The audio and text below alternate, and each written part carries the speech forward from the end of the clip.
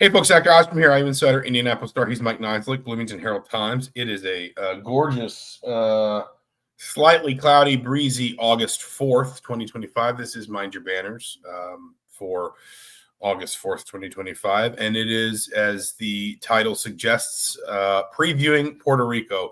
Indiana, I believe, as we speak, I believe maybe airborne for San Juan.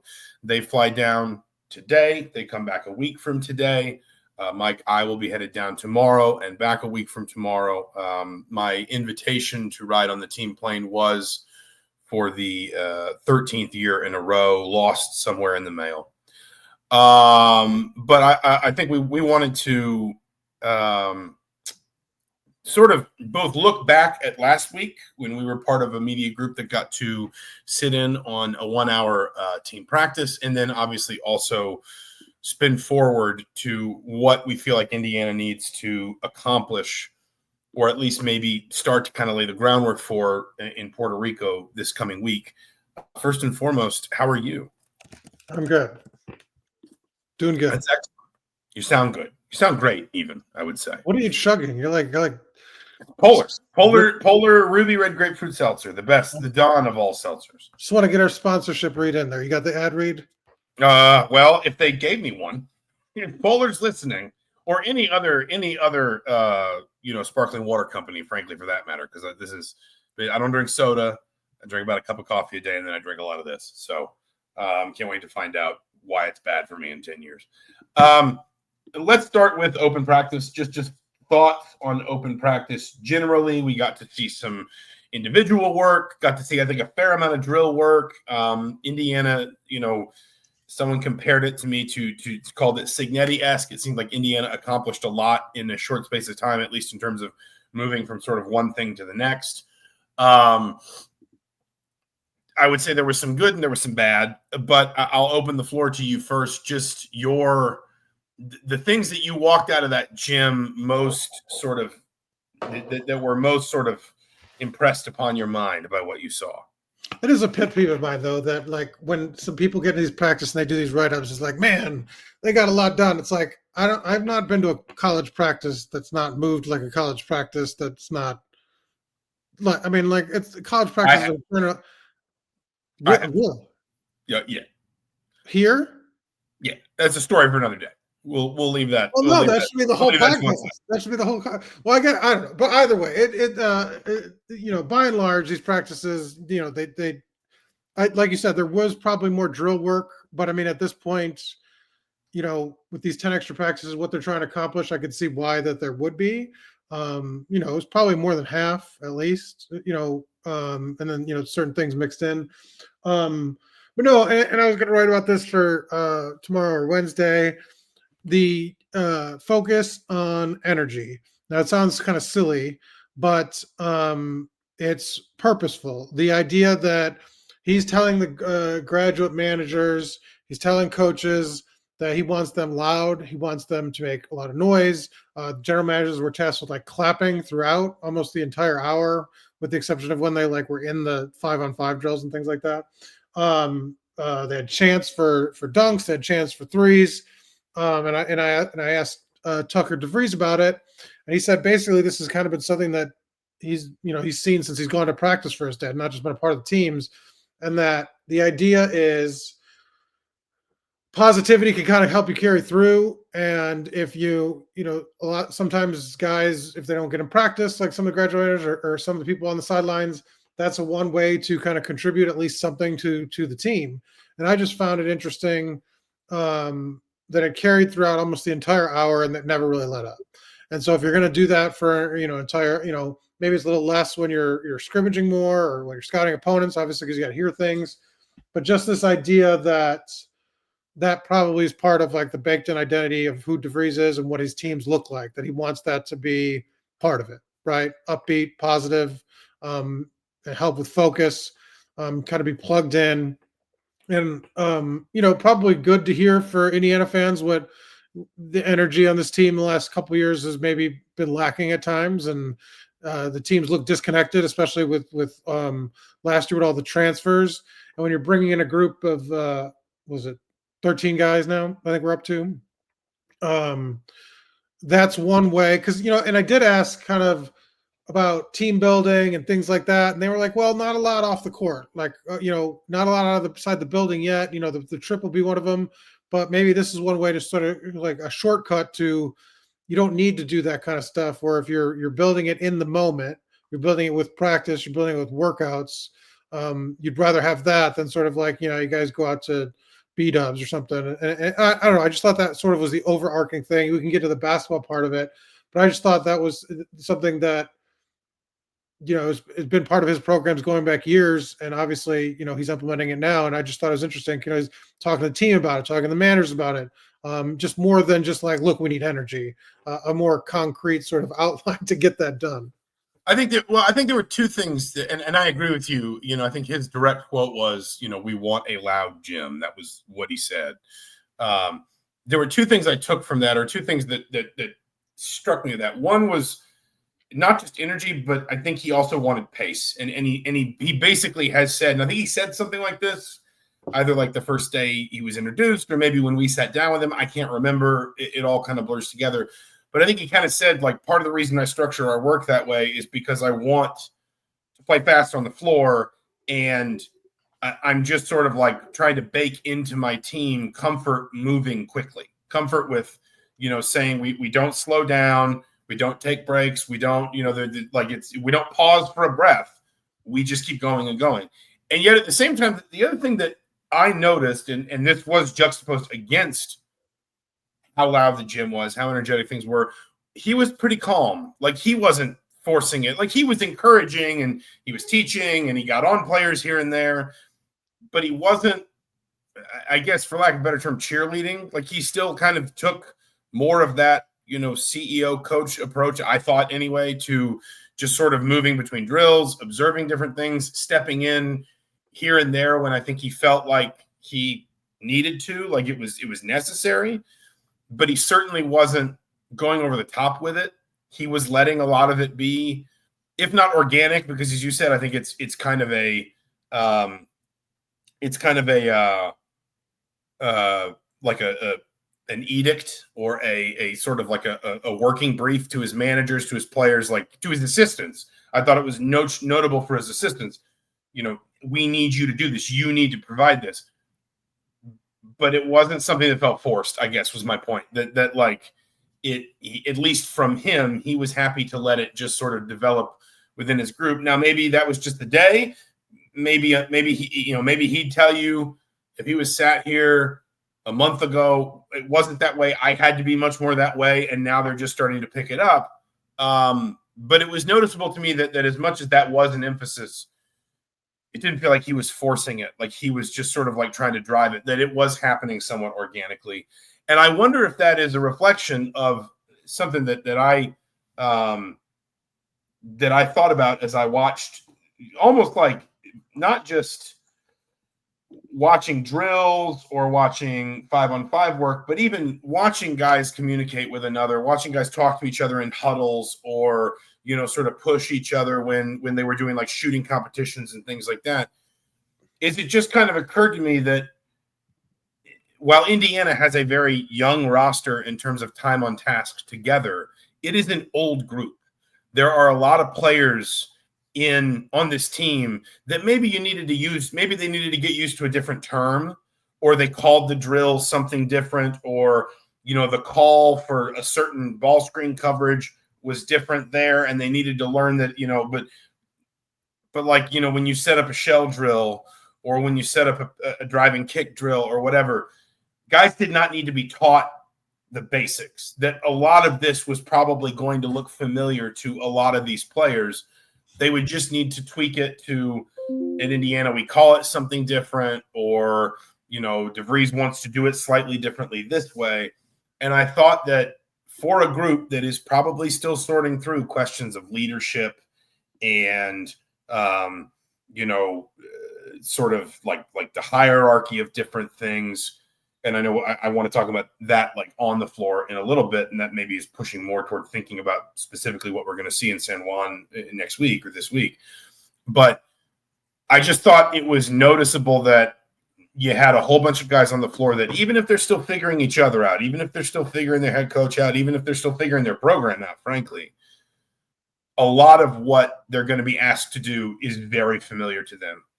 And I think that's something Indiana's got to find ways to lean into, especially in Puerto Rico, and then pushing into preseason, which ultimately they'll get back the 11th. Like their preseason will start roughly a month after that. You know, it's going to come up fast. Well, yeah. To your second point, I think, one way he could have gone is trying to build a roster with the guys that have a lot of eligibility left, and he didn't. He went the other way.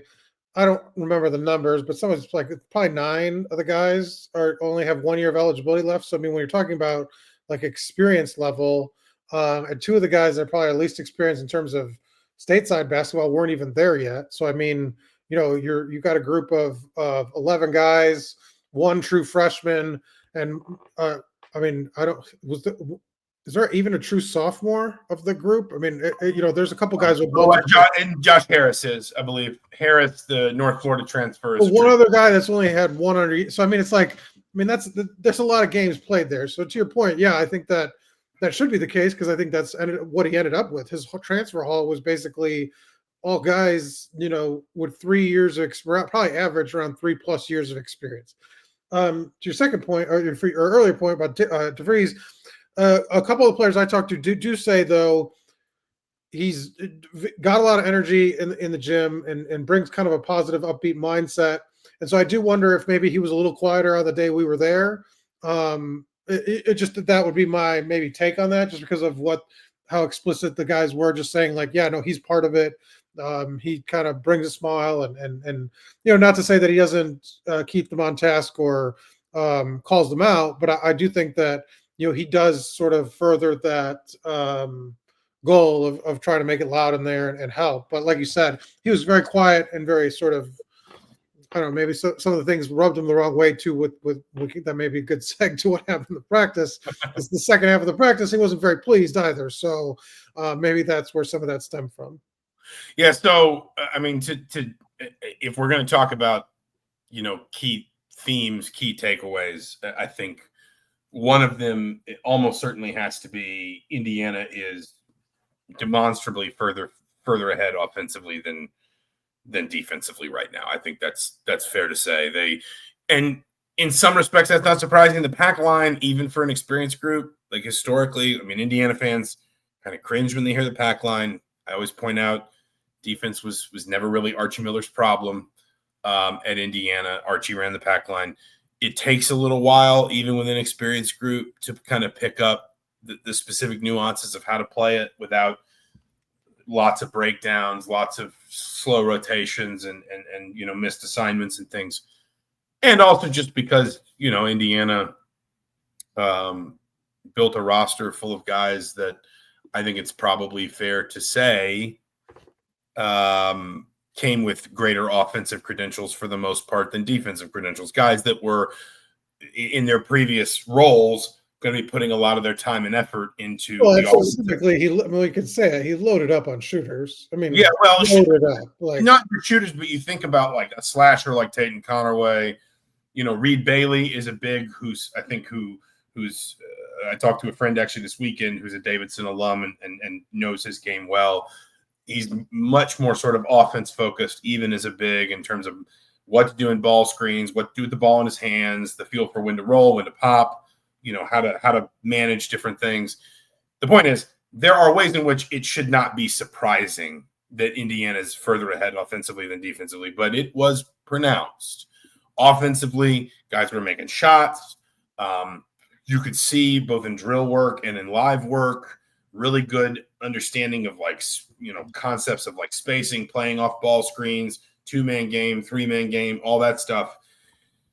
And quite frankly, on defense, Indiana really struggled. And that was against a defense that was, third line players plus even, kind of some support personnel. And, listen. Yeah, I think at one point it was maybe 1 or 2 scholarship players and 3 managers or. Yeah, well, at least one of those managers is a graduate manager who played at Drake. So, you're talking about former college players. Yeah. So, it's not like the kid. But it wasn't the second team. It wasn't the bench. No, but I'm just saying it's somewhere between like your second team and the kid who moved into McNutt a month early to become a freshman student manager. Like that's kind of the gap we're talking about. But the point is there were breakdowns. There were undeniably breakdowns. And, DeVries, he was asked about, kind of the non-negotiables of defense and rebounding turnovers and rebounding. He said, like, we're doing a lot better with the turnovers right now than we are the rebounding. I think defense is going to be, for better or worse, and we'll see, where Indiana looks or how Indiana looks against a team that doesn't know its calls and its personnel as well, and maybe doesn't know its tendencies and things this week. But defense, for better or worse, I think is going to be a real talking point of the Puerto Rico trip. What did you think? Just your perspective, because part of the defense is that interior, and we've talked about this being kind of not necessarily small physically like guard, but like small probably overall lineup in general, and then obviously small in the post. Like, how pronounced did you think that was? And do you think, as you kind of look, like where's that on your level of concern? I mean, I think that attaches to basically where this team is with DeVries' defensive sort of like discipline come November. And the reason why is because the pack line as a defense is kind of designed to make up for some of that. Like it is designed to keep the ball out of the lane. And what sometimes happened with some of Archie Miller's teams, which obviously frustrated Indiana fans, was that led to an overemphasis on sort of interior defense that led to allowing too many three-pointers, and Indiana would get hurt from behind the three-point line. I would point out that during Archie Miller's tenure, Indiana was pretty consistently in like the 130s, 150s, 180s in opponent three-point percentage. Like basically Indiana was pretty much run-of-the-mill in defending the three. And if you look at the actual defensive numbers, Indiana was 65th or better nationally every year defensively. And the one year that they were 65th, they actually had, I think, the fourth best adjusted defensive number in Big Ten play alone. The problem was that always felt incredibly precarious because Indiana just could not score the ball. And so every time there was a breakdown on defense, it felt doubly sort of impactful because you knew Indiana was going to struggle to answer at the other end of the floor. I don't think this team is going to struggle for shooting. I don't think this team is going to struggle for scoring. They're going to have to figure out, roles and the balance of things. And again, I want to talk about that later, but I think this team, the concern I would have is really more, I mean, I guess let me preface it by saying this. We knew Indiana was going to be small. And therefore, I don't think it was ever a leap to say, this is not going to be a dominant rebounding team. This is not going to be a dominant shot blocking team. Like that is just not how it was built. Sam Alexis comes with kind of a pedigree. He was actually kind of widely seen as one of the better bigs, one of the more, sort of interesting sort of mid-major to high major transfers, particularly defensively among bigs last year. He goes to Florida. He has some injury issues. Florida winds up settling on this kind of like by committee post rotation, and he just can't break into it. I'm curious to see how his role sort of fleshes out over the course of this season. But I would contextualize my answer by saying we never expected Indiana to be very big. Like that was a conscious choice that was made in building the roster. What would concern me if I were sort of, an Indiana fan or attached to Indiana or whatever, what would concern me is if, let's say Indiana goes to Puerto Rico and looks really defensively short. And I don't mean like height-wise. I mean short of where it needs to be. And then we get to maybe, the exhibition games in late October and Indiana's still there. Because that's when I think that the whole point of the pack line is the system can – not the whole point, but one of the fundamental strengths of the pack line is the system can compensate for individual shortcomings in different spots, whether it's size or it's, lateral quickness or whatever. But it's a difficult system to pick up. I remember someone telling me when Archie came in that Tony Bennett needed like I think it was like 3 years at Virginia to feel like his team really had it down. Indiana obviously has a more experienced team, so maybe you can flatten that curve a little bit. But this group's got a long way to go defensively. And if you don't have that player that can just bail you out at the rim by contesting tons of shots and just swallowing up a lot of rebounds, a high volume of rebounds, a la Trace Jackson-Davis, Kalel Ware, Omar Ballo, then the system has to work, if that makes sense. And that is why that was maybe a glaring sort of takeaway from last week's practice, that Indiana's still got a lot of ground to make up there. Yeah, and we could talk, we mentioned lineups. It was interesting that they just had a clearly, to me, starting five just right off the bat. And then, kind of stuck with that, I think pretty much throughout when they were doing 5-on-5 drills. Kind of built around, do you have it written down?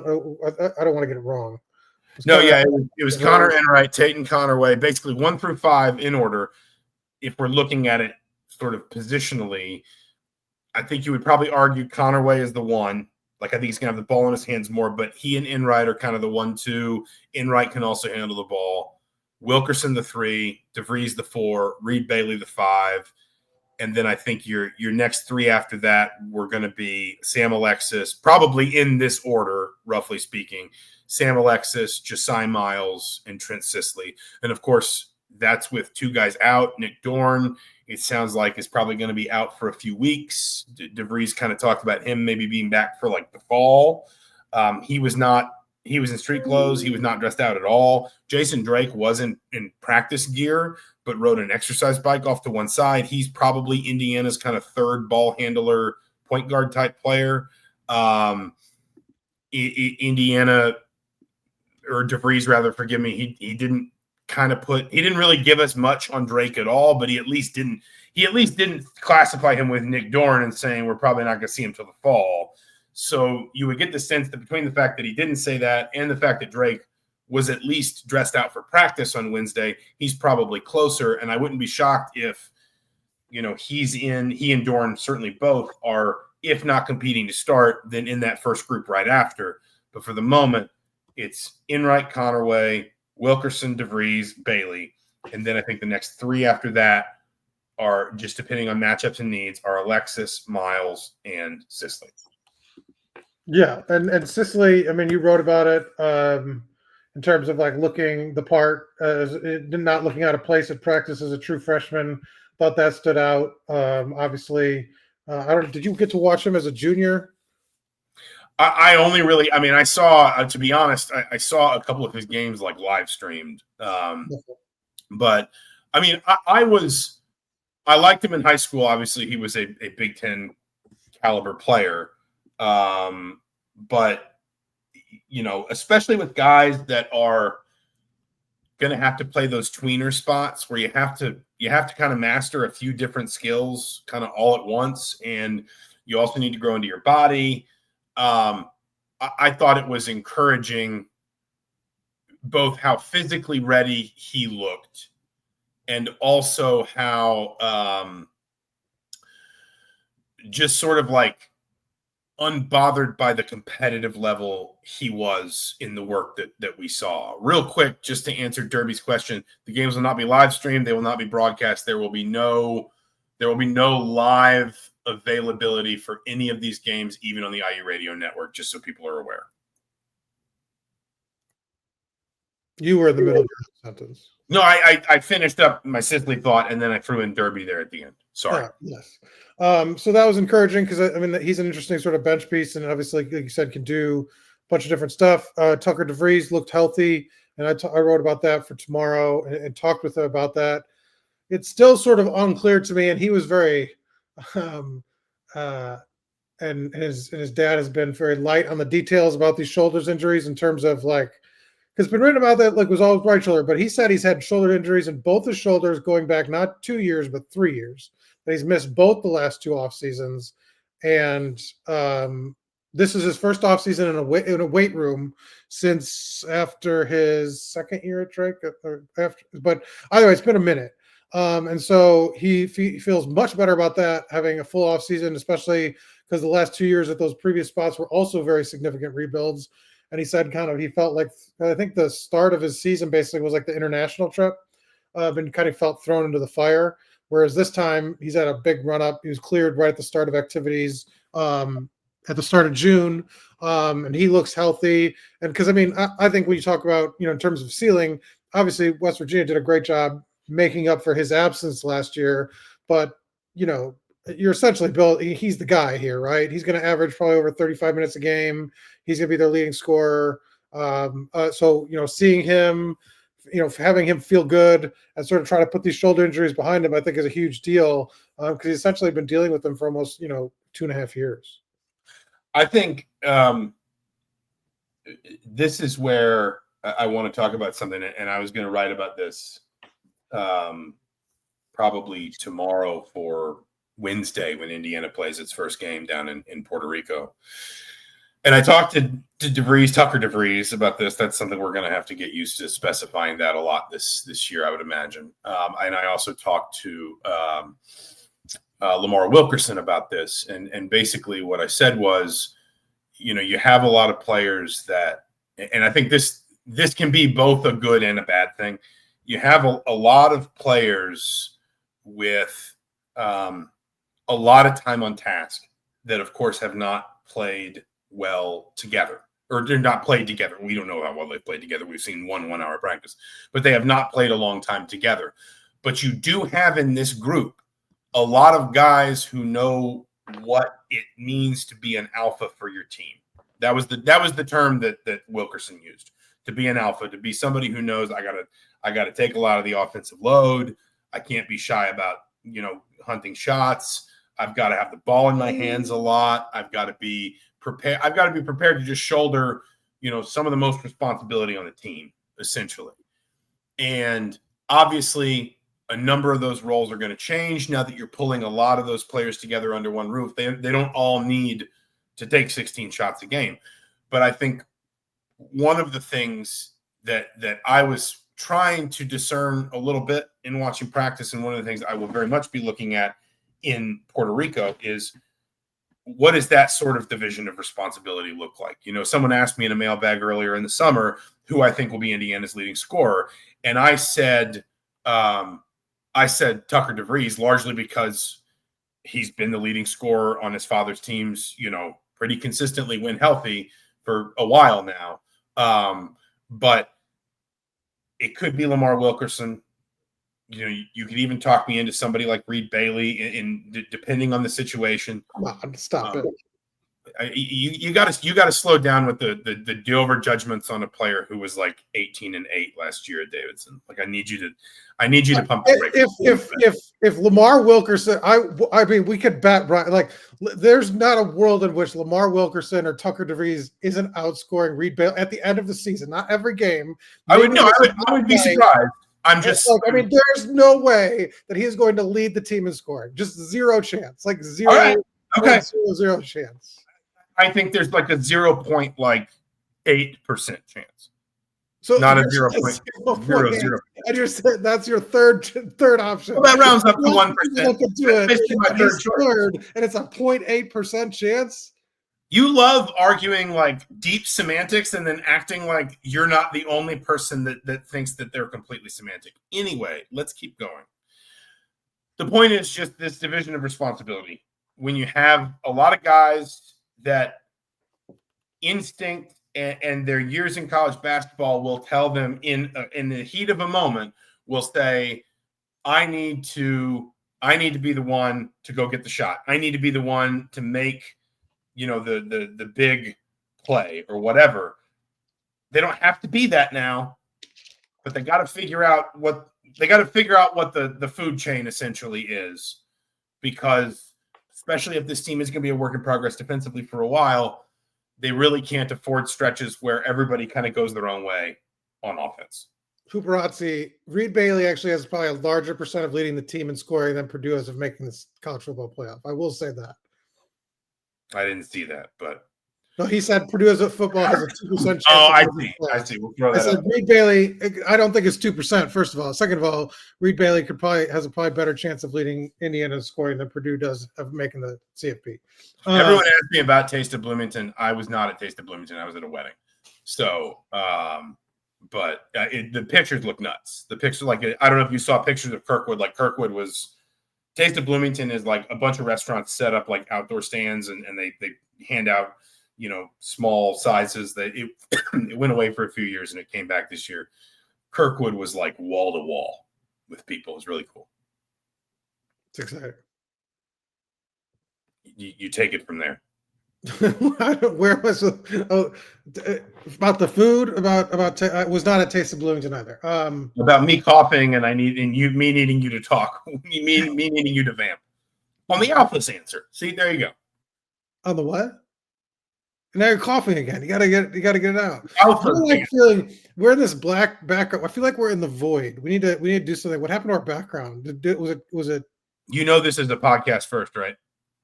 I know, but like we're I can see you right now, and these fans are watching us. I mean, these readers are watching us too. I mean, okay. Well, anyway, Alphas, back to you. No, I think that I'm less worried about that just because I think it sorts itself out, like you said, and I don't think it's as not. Look, there's a kind of a clear pecking order, like, and especially when you kind of come in and have guys where you kind of have, I think, a clear sense of what the starting lineup's going to look like. There's not a lot of uncertainty.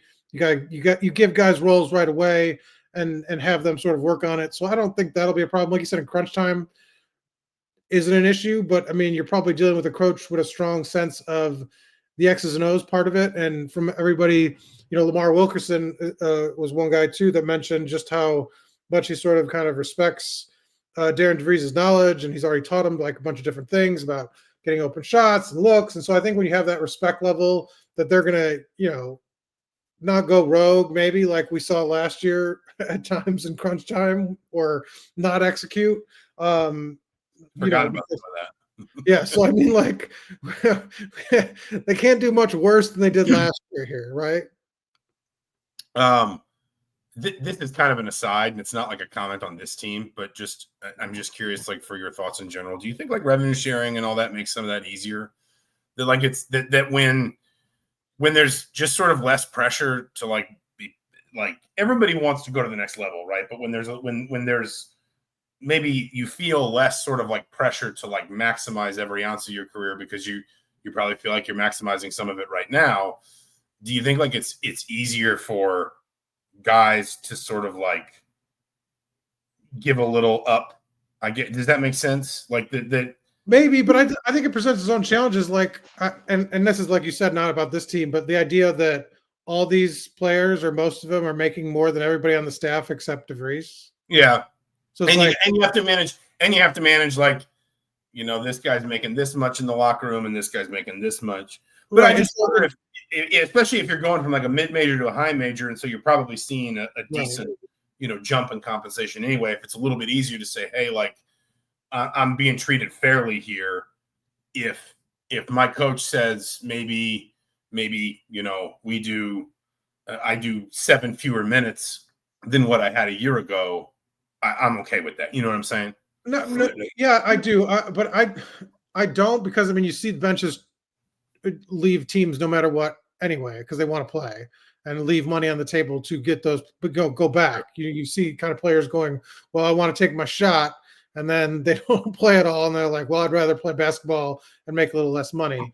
Yeah, I think there's pluses and minuses, and it's hard to get a sense of where to go for this team. Last year, it just never felt like, guys came here for a larger payday and just didn't seem to sort of necessarily buy in at times. But, we'll see what happens this year. I mean, he's got them obviously going kind of in the right direction. They seem to be all saying the right things in terms of like, I think the guys get that they're going to have to make some sacrifices, that the minutes aren't going to be all there for all of these guys that were, there for most of them last year. Puerto Rico, then, I mean, listen, like there's a lot of stuff that is, I think, easy to identify that what Indiana can get out of this. But I am just curious for your thoughts especially. Well, okay, let's start with so you've done this. You covered the last four and two, right? Or 4-2, or in a sense, NCAA. Yeah, I've been the last two: Montreal in 14 and Bahamas in 21. You hear the players say, "Well, it's great for bonding," and yeah. But is there a real basketball? Like, did it translate to, like, you're talking about like things you observe, or what, like, did that? And I don't know what the level of competitions were on those trips, but did it make a difference, or was it important, or is it just like a bonding trip? Because I think that's sort of, especially for this team, what's important about it. But in a basketball sense, other than because you get the practices leading up and you get the 10 extra practices, that has a lot of value. Do these games itself, especially against competition, you don't necessarily know, like the Puerto Rican university team, like God knows like what the level of talent. I mean, you should have seen some of the teams that are playing in Montreal. Like they actually lost a game in Montreal, and then they had that team come play them in an exhibition game the next year before they won the Big Ten title in 2016. That's what I'm saying. Did that and does that sort of dictate? Is it the competition level, or like what can you learn anything basically from basketball on these trips as somebody who has covered two of them? I think so. And listen, I mean, I covered the previous two were two like very different teams. The 2014 team, or it was 14-15. That team, the previous season had been really disappointing. There had been a lot of roster churn the previous 2 years because they'd won the Big Ten title 2 years earlier and then like lost more than half their roster. Then they had a really disappointing season and lost more than half their roster off that team. And it was very young, and they just needed to get started with that group as early as they could. Then there was also the obviously the Woodson team, which I think you understood why that was important. That was a first-year head coach. They had taken a fair number of transfers, a fair number of new players, from that group as well. That was first year for Xavier Johnson, first year for DeMar Bates, obviously the first year for Mike Woodson. So I think I without being able to say empirically, because I couldn't sit here and say, well, Indiana was here on, July 3rd, and then they were here on November 3rd, and then here on March 3rd. I think you could see value in it for each of those two. And I do think the one area, especially with an older group, a group that knows how to like maybe learn a little better, that doesn't need to be handheld through this is how you respond to a defeat, or this is how you respond to a victory, or whatever. I think the biggest value in basketball for a foreign tour is just that you have film, of yourself against an unknown opponent that also doesn't know you. When you go back to talking about maybe some of the stuff that looked good or bad for Indiana in practice that we saw, well, the reality is there's a level of familiarity that is going to affect what that looks like. In terms of maybe you call something and that scout team is going to know how to react to it because they know your calls and they know, how they tweak it for this player, that player, whatever. Well, this is as one of my old high school football coaches used to say, live bullets against a team that doesn't know you, and they can scout you, and they can, they are going to play one team twice, BC Mega, which is the same Serbian team they played in 21 in the Bahamas. I think they basically just have a residency in the Caribbean in the summer, and they just like they just seriously, I think they just come over and just hop from island to island and play American teams. But you're going to have film that is much more authentic that you can use through all of preseason, that you can draw back on through all of preseason. There's not that permanent unknown of what are we like against, unknown opposition. What will it look like when it's not all the familiarity of personnel and the setting and everything, but it's us against a team that doesn't know us and that we don't know. That's what I think really matters, especially for a group like this, where you don't, that 2014 team literally just needed to put guys on the floor. We knew Rob Johnson and James Blackman Jr. were going to have to play a lot as freshmen. We knew Yogi Ferrell was, for all intents and purposes, going to have to be, something like a de facto team captain as a junior. This team won't have issues with experience, but it will, I think, benefit from having like genuine time on task that it can spend studying in the coming weeks of this is what we look like for better or for worse, with, you know, when we're playing a team that is unknown to us before tip off. Does that make sense? How competitive was this team that they're facing this year into 2021? I'm struggling to remember, and I could go find the box scores, but I want to say they beat them more soundly the first time than the second. So it's the same deal where they played them twice? Yeah, they only played 2 games in the Bahamas. They played them one day, and then there was an off day, and then they played them again. I want to say the second game was more competitive, and Indiana was a little shorter. They held a couple people out of that game. I think Miller Kopp rolled his ankle in that game and had to come out. That was the team that had Nikola Jovic on it, who wound up getting drafted in the first round, I think, the next summer. And he did not make that much of an impression, but you never know. Again, what's he trying to do? What are they trying to do? And listen, I think about that foreign tour in 2021. I mean, I came away from that thinking Tamar Bates was going to be a heck of a player for Indiana, and it just never quite worked out for him. Now he turned out to be a really, really good player for Missouri, but it just never quite worked out for him at Indiana. I think you never want to overreact too much, but it really does just kind of. I think that the big thing for a group that is going to have the knowledge of how to make use of it is to have film to draw back on throughout the preseason, the formal preseason, not the off season, but the formal preseason that will start in September, to be able to say, here's the good, here's the bad, here's where we've got to improve. Yeah, no, that makes sense. It's interesting to me just because the competition is so up, so varied. Like how much do they get it? And like you said, you mentioned the film. That sort of obviously is a very straight forward way to get a lot out of it. And like we said, I think the team bonding part of it. They've done Tucker. They said he's gone on 3 in a row because it was last year they went on Drake as well. So this has kind of been obviously everyone's hoping that doesn't happen next year because that'd mean you have to leave. But Darian DeVries, but he's used these the last 3 years and used them well. So I mean, he's obviously had success with that blueprint in the offseason.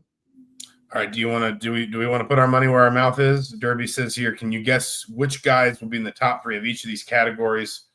And then we'll see who got closest to the end of the season. Points. I think we do that as a preseason. All right. Yeah. We'll hold off on that. Let us tell it, Derby.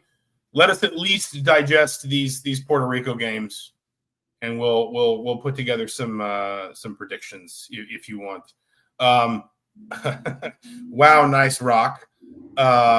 Says, have they released any sort of itinerary for the trip? Obviously the games, but have they said what other activities the team will be participating in? No. And in terms of other activities, they have not. And beyond what they put on social media, I don't think you'll see anything. I don't think they're going to publicize that. They play Wednesday, that's August 6th, against Universidad de Bayamón. They play Saturday, August 9th, against Mega Superbet. We called them BC Mega 4 years ago. I don't know why they're Mega Superbet now, but both of those games, the game Wednesday and the game Saturday, are at 7 p.m. And then a Monday morning at 11 a.m., they will play Mega Superbet again. And then my understanding is they will just get on the plane after that game and fly home Monday night. Tickets are available for all 3 games. There will be, again, no broadcast of any kind, no radio, no television. I think there will be some highlights that will be released as the thing goes on. But I don't think you're going to see itineraries for a whole lot else, quite frankly. And Hooperazzi, is there a casino nearby? I think we're just going to leave that one where it is for now. Nothing wrong with a casino. I'm sure. Well, I think it's more complaints about previous trips, so we're just going to leave that. For you being going to the casino. Yes, I spend so much time at casinos. It's like my second home. Any other business from you? Football poll got released today. What'd you think? Yeah, 17th seems about right. They were 19th, but that's okay. No, I thought they were 17th. 19th. Okay, that's weird. Because I had Hold on a second. Yeah, no, they were. I was confused. They were 17 and 21. That's that's where I got 17th from. Flashbacks. Uh-oh. Yeah, well, I wrote about that. I wrote about that at the start of camp that, like, listen, like, I don't think they're going to do it, but that is an uncomfortable reality Indiana's kind of got to manage here football-wise, that the last time there was this much expectation, things really did not go well. But, yeah, no, I don't know. Seemed about right. Maybe a little low, but I can understand why there's still a bit of a prove-it factor. I kind of get that. Yeah. That's all I got. Top 20. I mean, when you say top 20, it seems reasonable. When you look at a couple of teams that are ahead of them, it's like, But like you said, I mean, given their history and some of the brands that just jump in automatically, LSU is just given all the faith in the world and things like that, and Florida, but a little low. But I don't think that ultimately in the grand scheme, it's not as insulting as if they were left off. You had shown me a ranking where the top 32 teams were ranked and Indiana wasn't on it. That's an insult. But no, just pointing it out that it was released. And I guess AP, I had asked you this earlier, AP's released next week. Okay. I mean, put it this way. If from 19th, if Indiana starts 5-0, which I don't think is an absolute imperative to make the playoff, but to be in that conversation, I think 5-0 would be really, really helpful. From 19th, a 5-0 start would have Indiana probably in around the top 10. They won't be fighting. It'll include a win over against a team that's ranked in the top 15. Yeah, they won't be fighting for that attention the way they were through the first half of last season. Where I don't think they're not ranked until week 7.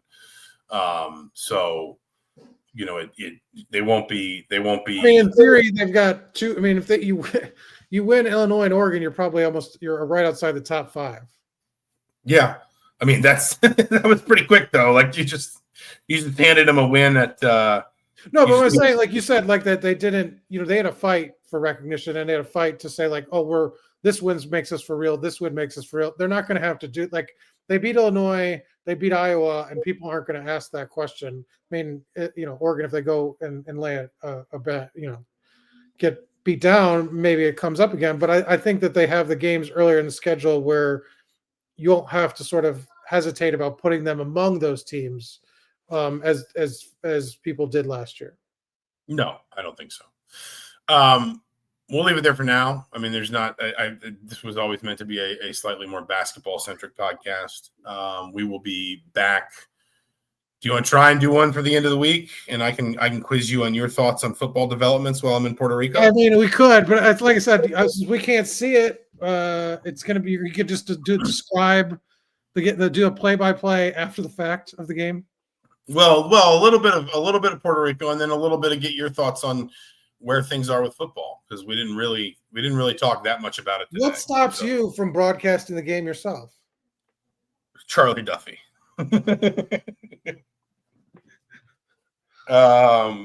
Imagine the numbers, though. I mean, that would be, live stream it. Yeah, we would. I mean, someone asked about my itinerary for Puerto Rico. I don't really have one other than the games and possibly finding somewhere to watch the Charity Shield on Sunday. But one thing, just to give people an idea, there will be a lot of video content, indystar.com. Also, the YouTube channel where I post all these. I'll be trying to keep that very updated. I think the hope is to try and have some sort of live blog type sort of setup during the games to give people just kind of like really regular updates during the games themselves. Sort of watch this space, because I'm not sure exactly what the mechanics of that are, but that's kind of the hope, I think, at this point. So we will have a way for you to kind of follow, just with like, typed out updates, text updates, so to speak, ideally. But that's all still kind of in the finalizing stages. So any other business at all? Because I gotta go pack, man. Like You've been packing for 3 hours. You should be done by now. I've been writing for 3 hours. I'm still not done with one of my 2 stories. And you're not even done with the story? No, I already filed one story on Andrea Simovic, the Bosnian center, who will not be on a 0.1% chance of leading the team in scoring, right?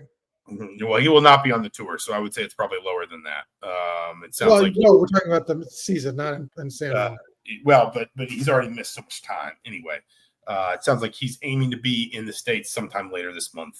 And there'll be a story up on him at IndyStar.com/sports. If it's not up already, it'll be up by the morning. But I think we'll leave it there for now. Yeah. Anything else from you? All right. Well, then for the Indianapolis Star, for the Bloomington Herald-Times, I'm Zach Osterman. He's Mike Niziolek. We'll talk to you soon. Thank you so much for listening.